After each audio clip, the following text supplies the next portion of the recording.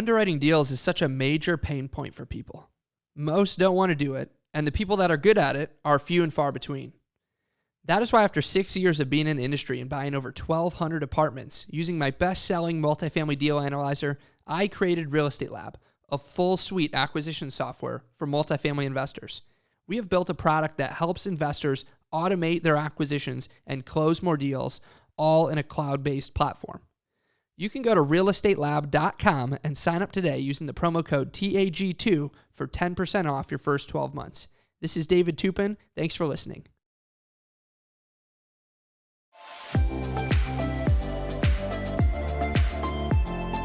Welcome to The Apartment Gurus, where twice a week, host Tate Siemer brings you deep dive interviews with the wisest gurus in the apartment investing industry. These experts are sure to create game-changing value and inspiration designed to catapult your business to the next level. Be sure to reach out to Tate at www.investwithgreenlight.com for access to his investor portal and Calendly link. And now, here is Tate Siemer and the Apartment Gurus. Welcome, everybody, back. Another episode of the Apartment Gurus coming at you right now. And, we're so blessed on the show to have so many amazing guests and true gurus in the space. Like, that's what the name reflects. It does not reflect me. I don't necessarily consider myself a guru yet. I plan on being one as we, progress and get more and more experienced and do more and more deals and get more and more properties. But, the show is all about having really high level guests join us and share with us what they're up to and how they can help and how they got to where they are. And so today's guest is no exception to our standard, and we're hanging out today with Mr. Denis Shapiro. Denis began investing in real estate in 2012 when the market was just starting to recover from the global financial crisis, that last 08, 09 crisis. It took a while before it was really flat before things started turning around. We started flipping houses in 2011, and they were still $150,000 houses, and with yards and garages in Salt Lake City that we could flip, and now those places are worth 3 times that. So, but Denis built a cash flowing portfolio, including many alternative assets such as notes and ATM funds, mobile home park, life insurance policies, tech startups, industrial properties, short-term rentals, and a lot more. He also co-founded an investment club for accredited investors in 2019. And following the success of his investor club, he launched SIH Capital Group. And they provide accredited investors with a simplified strategy to invest for passive income. So we'll dive more into all the things that he can offer. He's also got a great book called The Alternative Investment Almanac, expert insights on building personal wealth in non-traditional ways. He wrote that in 2021, so it's still fresh and current.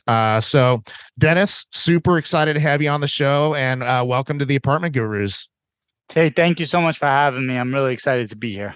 Yeah, it's great to have you. So, before we kind of dive in to the real value add substance that we're going to create here on the show, share with us a little bit more about your background, your story, how you got to where you are today, and what you're, and then we'll get into what you're doing today in a second. Sounds good. So my journey started about 20 years ago. I was 14. I was in high school. My oldest brother gave me a copy of Rich Dad Poor Dad. We were very much like a brainwashing family. So when one of us finds something somewhat good, it's like we take this passion to kind of brainwash everybody else to thinking exactly the same way. So he gave me a copy of Rich Dad Poor Dad. Let me just stop you right there. I would say 20% of our guests, maybe not that many, but a very large percentage of our guests and people I talk to in the industry started with this purple book. by Robert Kiyosaki called Rich Dad, Poor Dad. And it is so key. It's so foundational in its thinking. It's revolutionary in its thinking and its conceptual ideas. And it will change you. It will really refocus you on what's important in terms of acquiring assets, cash flowing assets that pay you. There's the 4 quadrants, and I won't deep dive into those, but of basically the 4 quadrants of like your work, right? Like, and the 4th quadrant is acquiring cash flowing assets, and so that's where so many people got their start. It's fascinating to me, and it's not surprising to me because it's so foundational. But like, what did that book do for you? Like, what were the kind of the key takeaways that got you going in your thinking about business?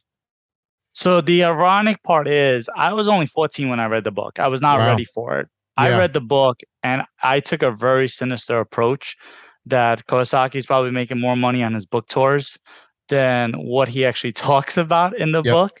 Yep. Complete cynic. My viewpoint of the book didn't actually change until way later on, when I had a very different, I would say, business acumen. But I did get one really important thing out of that book at that time was the importance of actually buying an asset. So I saved up. I had a part-time job. I saved up a little bit of money. Then I did one of the more stupider things I've done in my life. I went to my older brother. I said, I have a couple of dollars to invest. I want to buy assets from the book. What should I invest in? He's like, well, I'm doing mutual funds. And this was, 2000 and I won't even say like 2001, 2002. So almost 20 years ago. So my brother was doing mutual funds. He's like, yeah, I have this great mutual fund, blah, blah, blah.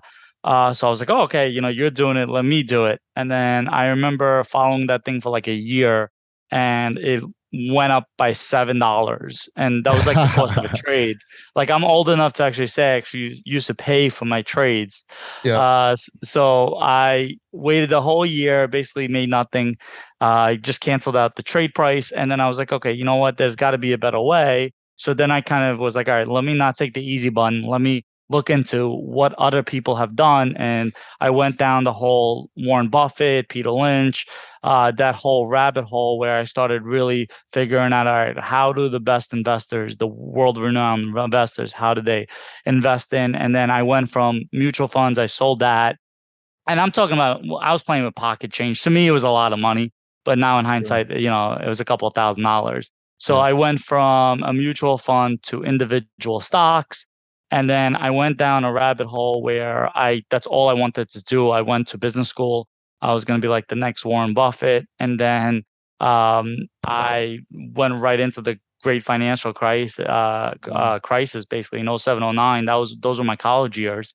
So I remember going into like internships my sophomore, junior year. And you usually have a couple of rounds of interviewing before you got the position. And I would go in on the first interview. By the time I got to the third interview, the company was going out of business. Wow. So it was a crazy time. I decided, I was like, all right, then I guess I should just go do more school, because that's the solution. So I went for my MBA straight out after I got my bachelor's. I then got recruited by the government, which was a nice change of pace because it was really hard. I was in New York City at the time of the financial crisis. It was really hard to get a job. So when I got recruited, that was actually really nice. I started working for the government. When I got my first paycheck from the government, I was like, wow, okay, it's great. They're not only my employer, they're my business partner because of the amount of taxes they were taking out. And then I went home, I think, when I got that first pay stub, and I was said, like, how do I pay less taxes? And at that point, I was investing in stocks for about 8 years, but I knew they weren't really that tax friendly unless I did it through, a qualified qualified retirement plan. Right. But I was like, well, how do I pay less taxes? And the first couple of results were semi-illegal. So then I went back and was like, how do I pay less taxes legally? And like the first whole page was all real estate. So from there, I then did the same cardinal sin. I went back to my older brother, who at that point had a couple of units under his belt. And I said, look, I want to buy some real estate. Are you looking to sell anything? And highly recommend not to do that to anybody, to basically give them a cherry pick of their worst asset. So he gave me, it was a low income property. And I cut my teeth on that. I property managed that thing by myself. I did the renovations. I handled evictions. I handled the sad stories. I was like, okay, I don't want to scale this. This is hard. Yeah. So I was like, well, how do I, invest alternative and not deal with being a landlord?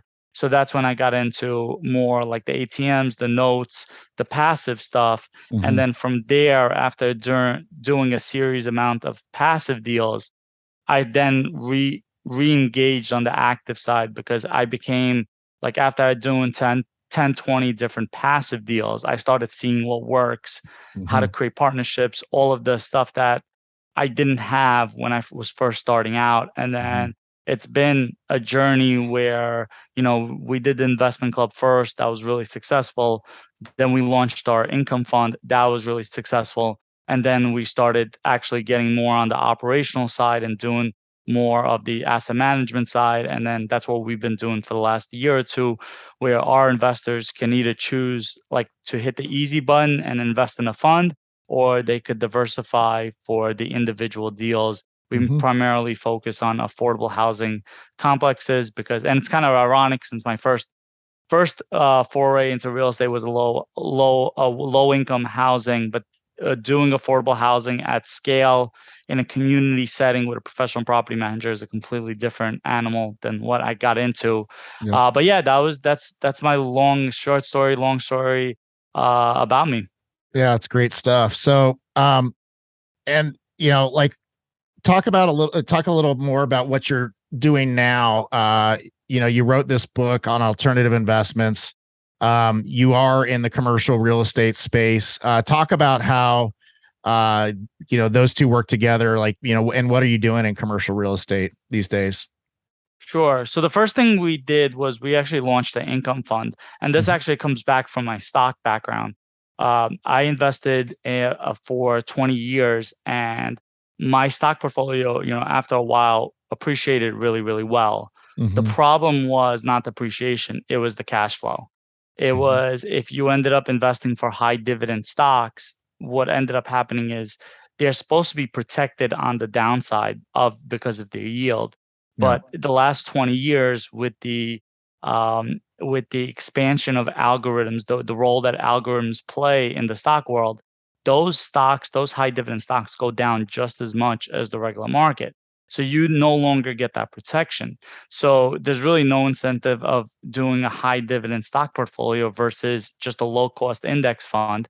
The only difference is, philosophically, you're getting a higher, you're getting a 4% yield versus a 1% yield. So I started having serious issues with that. And every time I tried an income strategy in the public world, like, it just failed every single time. I did the REITs, I did the utilities, I did the MLPs. Every single time they failed. When I started making progress in my alternative investments, I started realizing, hey, this is actually a perfect complement. My alternative stuff is private, so it doesn't fluctuate when there is a downturn. And in general, I get high single-digit yields to double-digit yields. So when we were looking into starting a fund, we wanted to be like, if I was 10 years ago, what kind of returns would I be looking for? What kind of product would I be looking for? And it was basically a REIT that's not publicly traded. That's what I was looking for, something where I could bank on that, 7-8% on. And I couldn't find it in the public world because of the volatility of the public stock market. So we did an income fund.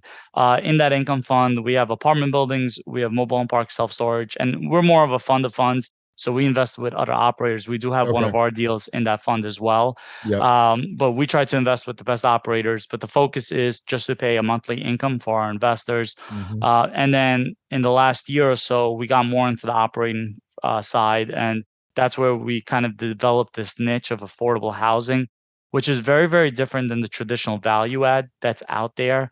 It's much more expense driven, where the real meat on the bones on these deals is cutting expenses. And it's not really, go in and put a grand account at the top and charge an extra $200 a month type situation. So we've kind of evolved as a company.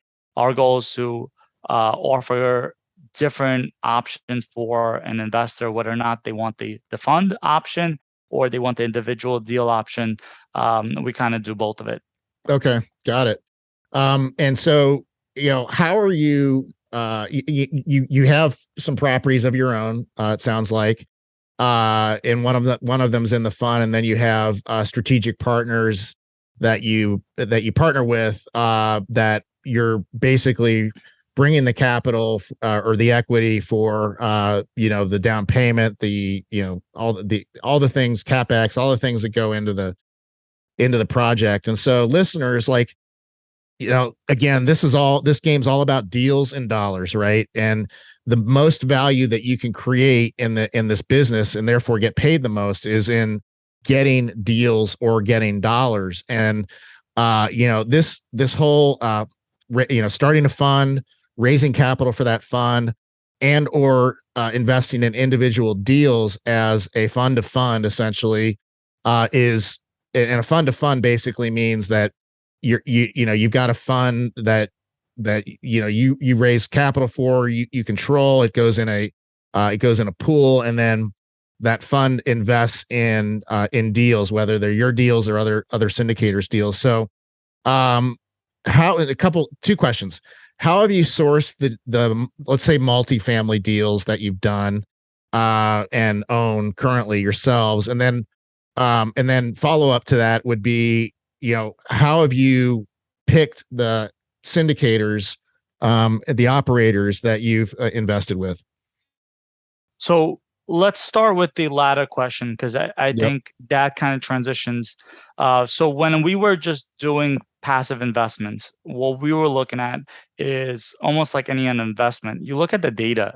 So we did a series. This is actually where I was fortunate enough with the investment club, where instead of doing one deal by yourself, you were able, with an investment club, you could usually do 12, 15, 20 deals and get a lot of data really quickly with the same type of investment if you did it solo. So what we would do is we would just see which deals perform better. Certain variables started. It's almost like, the cream of the crop arises. You start seeing the variables that rise, and those are the deals that usually perform better. Mm-hmm. So things that I noticed was, what is the property management strategy? Is this a new property manager in a new area, or is this an existing relationship and it's plug and play?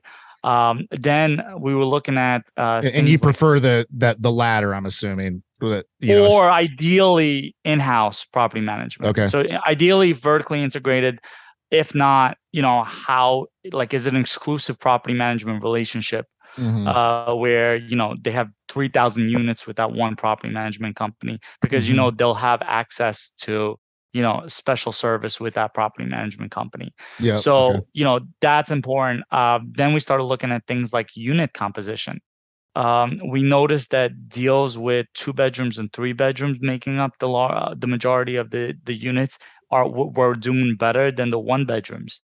Just simple, right? You get to a situation where if someone lives by themselves and they get married, they're moving out. One of those apartments is getting consolidated. So if you have 1 bedroom as a couple and you have a kid, you're moving out. So 1 bedrooms are the most transitionary. And what ends up happening is it's just really high. It's hard to keep high occupancy with high 1 bedroom counts. The other big things that started coming to light was what kind of financing was in place. A lot of operators were like, "Oh yeah, we got bridge." They'll gloss over that, but we got a rate cap. It's fine. And it's like, "Oh, is it? Is it fine?" Because you're on a ticking time bomb. Right. And we're actually looking at a deal right now. We just put a LOI in, and it's exactly what happened. They got a bridge debt into 2020, and it's coming up due. And those investors in that deal are going to lose probably 66 to 70% of their money. Wow. So things like the debt in place, the experience of the operator. Then I started, what I was doing for a few years prior to really investing was I was getting on networking calls like this, and I was maybe had 25 to 30 other investors that do these type of investments. And a lot of it was, how's your family? How's this? And then we would get into the nitty gritty. well, how's that operator doing? Where's that operator? So not only was I learning from our own deals, we were also learning from other people's deals. And it quickly came like the certain operators' names when they were mentioned. They're like, oh, that guy's not just a marketer. He's a heavy duty operator. He's crushing it. And then there would be a series of these operators. And then finally, when I started writing my book, I started reaching out to some of these operators personally, and some of them, I had a very loose relationship with. And then, I noticed the way that were they passing me off to their investor relations person, or were they, taking time to answer my individual, circumstances? Stuff that like that goes a really long way. We had one of our deals that went bad in the fund, and that was the one deal that I didn't have a great relationship with the operator. Where I knew the operator personally, I knew the operator's family and all of that stuff. So we take things like that more serious. So we don't actually even, ironically, we get the question a lot from investors where they tell us, what kind of returns are you looking for? That's honestly the last thing we look at these days. And it's all the other stuff that we care about way more than what the total returns are. So that's, I guess, the answer to the second part. A lot of networking, a lot of reaching out, doing the work, and then really networking with other passive investors and see which names they're mentioning as, who their best operators are. So that, I hope that answers the second part of the question. Yeah. Yeah, totally answers it. Yep. And then the first part of the question is how we're sourcing the deals. So my role in my company, I am not the guy that's interacting with the brokers. So the deal that our most deal that was recently purchased, which is a 50-unit affordable housing building about 2 hours away from us, my partner purchased from the seller about 3 years ago and has a relationship with the disposition manager. So for like 6 months prior to us purchasing this property, we were interacting with the disposition manager. So we went off market. It helps when you're in the affordable housing space because the developers don't just go to a broker, because what ends up happening is you need to be state compliant when you're with affordable housing. And so they don't want a bidding war and then that person not be able to be actually compliant. So in our situation, we had a really good starting point because my partner already purchased from them and they knew he already had that compliance. So that kind of allowed that relationship where we were just able to talk with them directly. They did still get a broker's value of opinion, but then we actually based our price offer based on our underwriting and what the broker's value of opinion came in at. Gotcha. Cool. That answers all that's good. Those are great answers.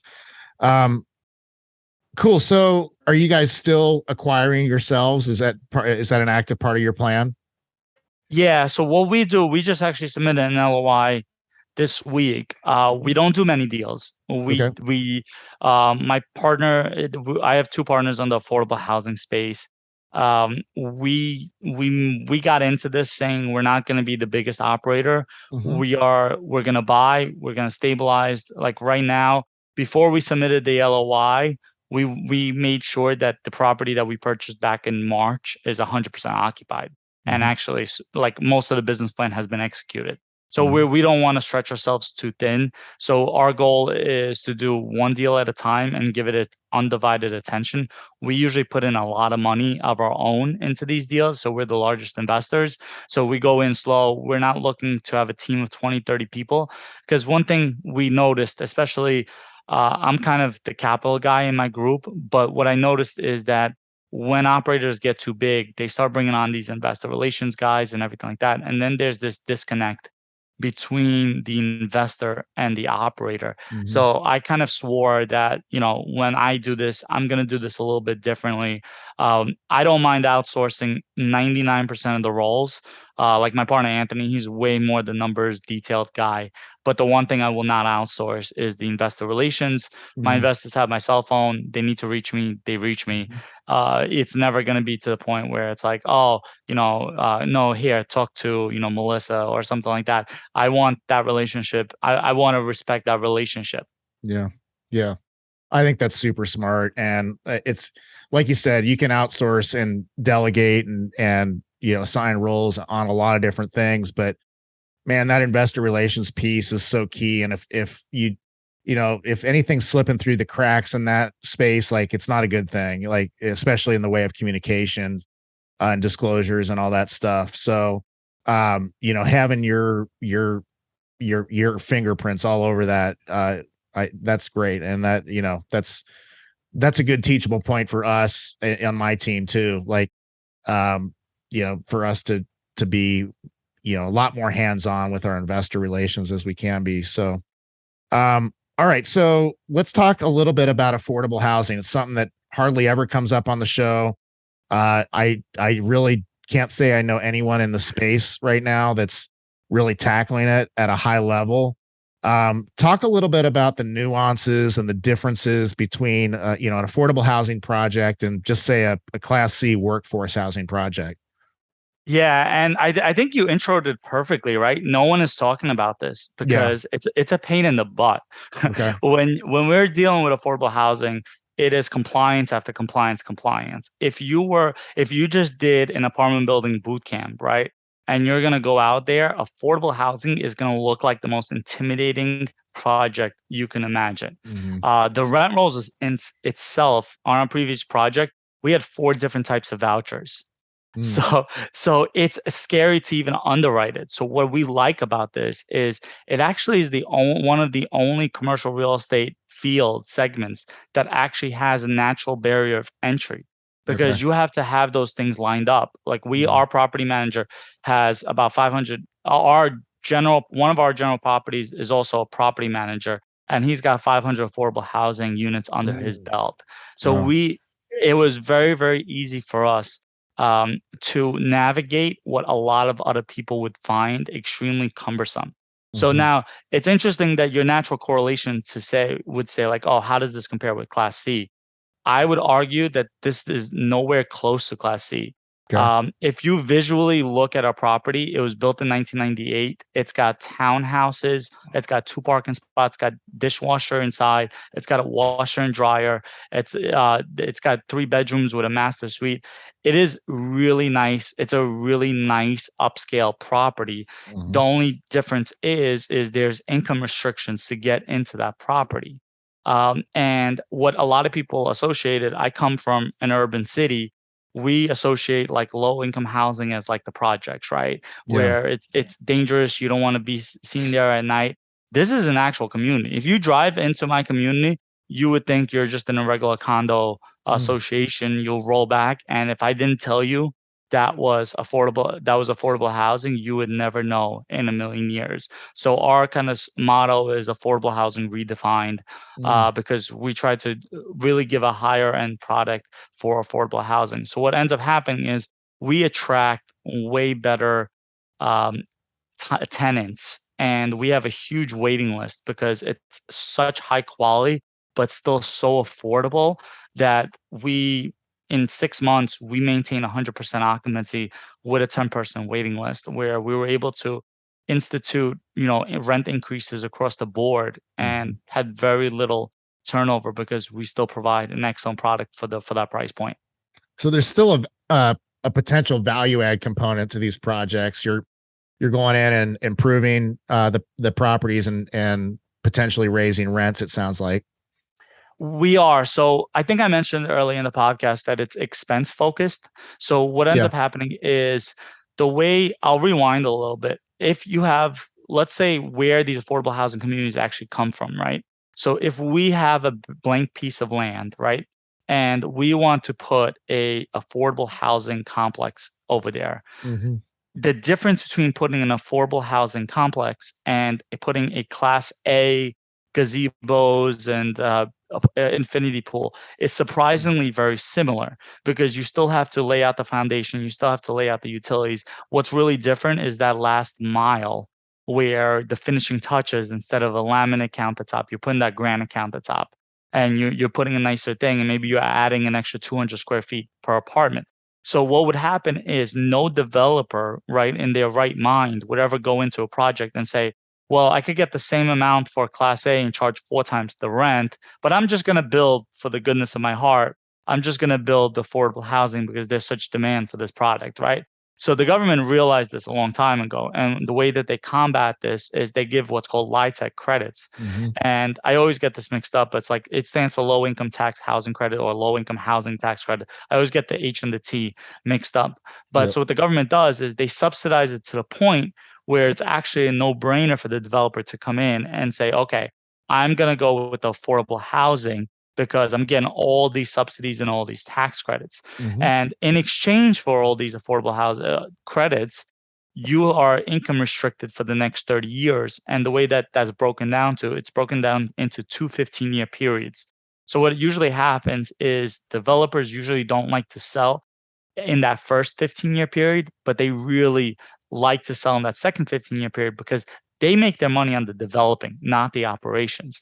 So in our situation, when we bought our property, they were, again, developers. They're great developers. They create a beautiful product, but they were operating at 80% operating expenses for a 1998 build, which is about 30% higher. Yeah. We could come in and we could get that way closer to the 50s where it should be. And that alone is the biggest NOI driver. So when the people talk to us about our business plan, it's not as sexy as the other guys. Oh, we're going to go in there and we're going to renovate the kitchens and bathrooms. We don't need to do that. Like we have a unit model that we kind of use. We use the same type of commercial flooring throughout. We use the same countertops. We use everything the same. It's a nice product. It's not going to be confused with Class A, but it's probably be confused for Class B, B type product.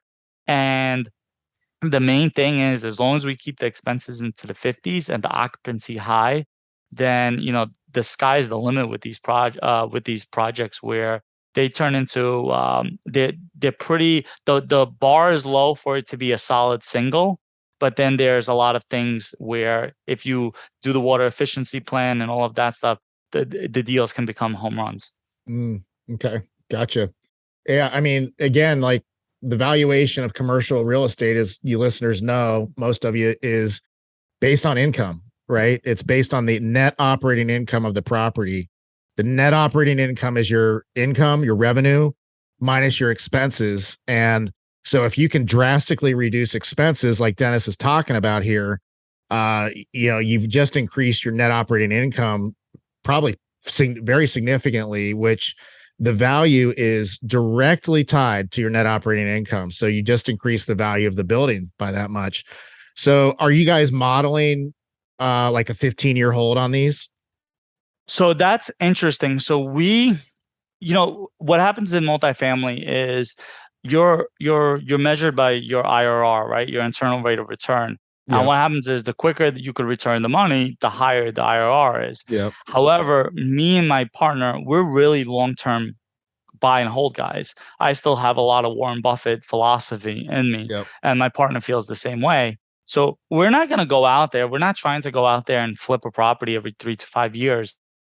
We would rather do less deals and just hold on to them longer. The problem with that is when you project and you try to project a 10-year hold, it gets much harder with the numbers because you're skewing the numbers over the long run because most of your business plan takes into effect year one, but now you're holding on the property thing. So we sacrificed that and we wanted to align with our investors that are more into long-term buy and holds. So we had the option when we were getting the finances on this project, whether or not we're going to do a 5-year or a 7-year or a 10-year. And we went for the 10-year fixed. And this was just when inflation was starting to peak up. And so we locked in 10 years at 3.8%. Wow. So we're really happy where we're going to just keep this thing as long as it makes sense. And then after that 10 years, we might even refinance it. If any investors want out, we'll cash them out. And we might do like a HUD, a 35-year amortized loan and just hold on to it. But it also does depend on the condition of the property, how it ages. In 10 years, does it need a huge CapEx infusion? If that's the case. Now, there is another incredible little nuance that might not even get to the 10 years. What happened is since this project was built in 1998, its last year of income restriction is actually 2028. So we're only 6 years away from that. What ends up happening is once the income restriction comes off, we could sell it through a broker through the usual course of just getting it on the market. Yeah. during the income restriction, the buyer pool is limited. You need to be state compliant. You need to be certified. You need to all this stuff. So you're not competing with a lot of people. You have a lot of direct relationships. Now, once you get to the income restriction phase out, at that point, you could sell it to anybody. They don't need to be state compliant. They don't need anything.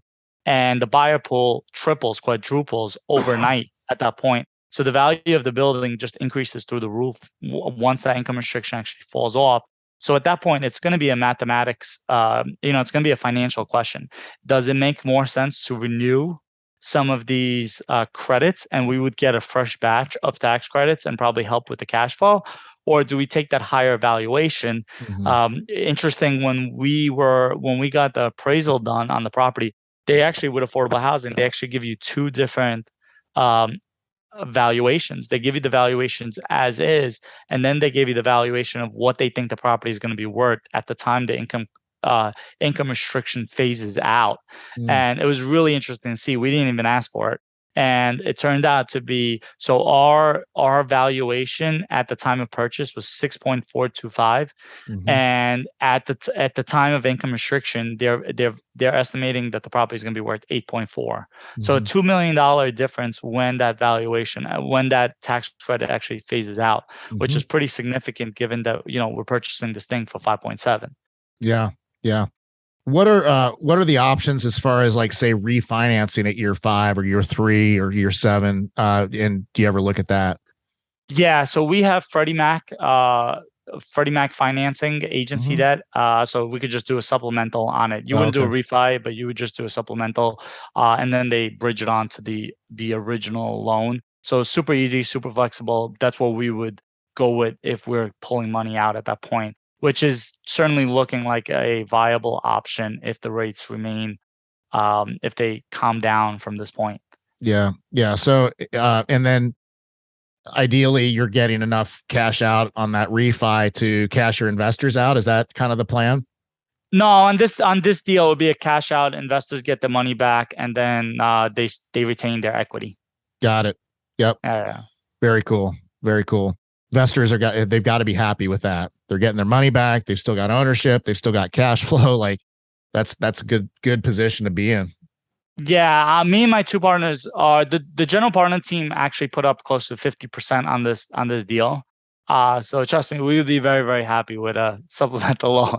If we could get a supplement and get our money back, we would be very, very happy. Sure. Yeah. Awesome, man. Well, what you wrote this book on alternative investments. Talk a little bit about it, and why a listener would want to pick it up and read it. Yeah, the book was, I thought it was going to be a 2-3 month journey, and then it turned into like 6 to 9 months of my life, writing every single day. And I've never written a book before. Still thankful that I was introduced to an amazing editor who really transformed the book to what it is today. But the book really came out of this belief that the traditional investor who just does stocks and bonds, they see the world of alternative investments like one gigantic Ponzi scheme. And it's like, whenever I would go to a barbecue or something like that, and I'll be like, yeah, I just invested in an apartment building in Texas. And they're like, but that sounds like that's too good to be true. That's a Ponzi scheme, Right. Something like that. So I had these conversations over and over and over again. And then I was also having conversations with alternative guys who were like, yeah, the market burned me. I don't do any more stocks and bonds and blah, blah, blah. So I wanted to write this book as like a bridge. Like, hey, there is still some upside of keeping some traditional stuff. It's nice to get that liquidity. It's easy appreciation. It's still nice on certain things, but at the same time, it complements alternative investments really well. And by the way, if you only do traditional, here's an introduction where we talk about, I believe it's 9 different alternative assets, such as, your apartment buildings, your mobile home parks, your self-storages. Then I put in some interesting life insurance strategies that I've come across over the years. And here are some really, these are very common alternative investments amongst my network. Here's a brief intro to it. And the way I structured it is it's a high level overview into the actual asset class. and then it's a Q&A with two investors from that space. Mm. So it's kind of like, hey, I'm going to read a chapter about mobile home park investing. And if I get to the end of the chapter, I was like, oh, this is not for me. I want nothing to do with this. Great, move on. Read self-storage next. Or you read mobile home parks and I'm like, hey, this is amazing. You read the Q&As. Now you got two people to reach out to. And on top of that, now you can also do a deep dive into mobile home parks. So obviously it's not a book about, it's not 10,000 pages where it goes into every single nuance, but about that alternative asset. But it gives a really good intro. And if no one's familiar with that space or has, a very small amount of knowledge about the space, they will get a good amount. They would get enough to make a decision on whether or not they want to learn more about that space or not. Yeah. So the book's called, for listeners, the book's called The Alternative Investment Almanac, Expert Insights on Building Personal Wealth in Non-Traditional Ways. And again, Denis Shapiro is the author. So I'm sure they can find that on Amazon, I'm guessing. Yeah, just Amazon, or if you go on my website, SIHcapitalgroup.com, it'll take you to the Amazon link as well. Okay, gotcha. Dude, this has been great. I've learned a lot here. And I love how you are in the multifamily space in a couple of different ways and have integrated that into this larger picture of what you're doing. I guess, to kind of bring things full circle and back around, I'll put you on the spot here and say, if you could go back in time and coach yourself as you were just getting started in this space, what would you say to that guy? I'm sure he was very good looking back then, right? Yeah. Well, what I would definitely say is that it's completely okay to make mistakes. Yeah. When I started out, I picked the wrong mutual fund to start. I picked the wrong stock to start. I picked not the wrong brother, but the wrong question to ask my brother when I was trying to buy my first property. My first syndication did not go well, but the second one did. And the third one was even better. And then the fourth one was even better. And I always built upon that. And then the other thing that's really important is network more serious early on. And I think what ended up happening was when I was trying to do things more myself, I didn't realize my own limitations. When I started networking with people that I was really actually like confused, because I was like, wow, these people are actually way more intelligent than me because they were just better at different things than me. Then I started realizing my own limitations, and that allowed me to take off because then I started surrounding myself with the partners that I could complement really well. And then, it snowballed into that. And the only way you can do that is really you need to network with other people. You need to have very frank conversations. You need to be able to open up, be very truthful, be modest, humble, and all of that type of stuff at the same time. Yeah, I love that. Humility is key when you're networking. And so is authenticity, and just showing up as a real person, being curious and interested in who you're talking to, asking them lots of good questions. And look, you want to be in the right rooms, especially early in your career. And by the right rooms, I mean in the rooms with people that are doing stuff at a high level that's relevant to what you're doing, and you're either learning from them, or you're having conversations about potentially partnering or working together at some level. And, that's how you start building your business. And those strategic partnerships are everything. This is so much a team sport. We say that all the time on the show. And you got to have your key partners in place to do it. And to your point, Denis, knowing your limitations is every bit as important as knowing your strengths, maybe even more so. Because it informs, like you said, who you talk to, who you network with.